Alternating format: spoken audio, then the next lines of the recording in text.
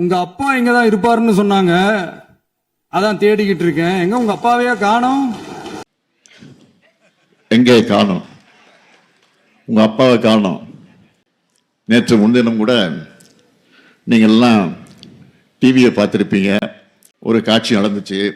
அதை பற்றியெல்லாம் நம்முடைய முத்தரசன் அவர்களும் குறிப்பிட்டு சொன்னார்.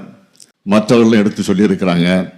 நாட்டில் இன்னைக்கு எத்தனையோ ஏராளமான பிரச்சனைகள் இருந்துட்டு இருக்கு. ஒரு பக்கம் மின்வெட்டு பிரச்சனை, இன்னொரு பக்கம் டெல்டா மாவட்டத்துல விவசாயிகளுக்கு குளிர்ந்த நேரத்தில் தண்ணீர் திறந்து விட முடியல அப்படிங்கிற சூழ்நிலை. நீங்க ஒன்று என்னை பார்க்கணும். 2021 பிறகு 5 வருஷம் ஆட்சி பெற்ற போது ஒவ்வொரு ஆண்டும் ஓராண்டும் தவறாமல் நாம் மேட்டூர் அணையை குறித்த நேரத்துக்கு முன்பே திறந்து வைத்திருக்கிறோம். அதுதான் நம்முடைய ஆட்சி.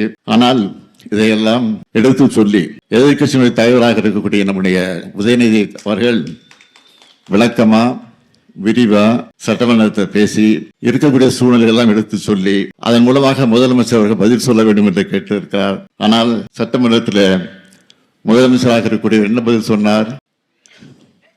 எங்கே காணோம்? உங்க அப்பாவை காணோம்.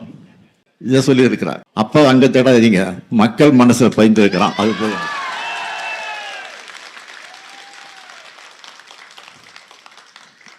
நீங்க தேர்தல் நடக்க மாட்டேன், மக்கள் தேர்தல் நிச்சயமா நான் முதல் ஆளா நிற்பேன்.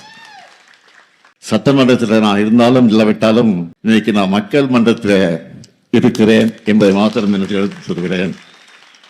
நான் அரசியலுக்கு கிட்டத்தட்ட 60 வருஷம் ஆகியிருக்கு. ஆக அந்த 60 வருஷமா மக்களாக தான் இருந்து கொண்டிருக்கிறேன்.